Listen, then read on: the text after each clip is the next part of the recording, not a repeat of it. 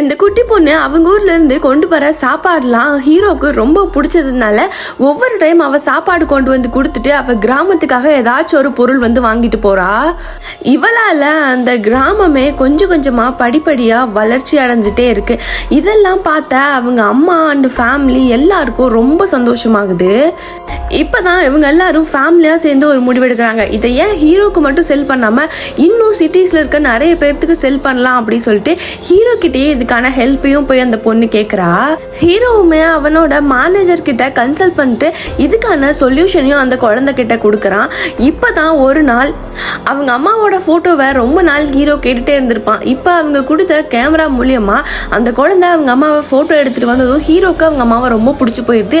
அதனால இன்னும் அவங்களுக்காக செய்ய ஆரம்பிக்கிறான்.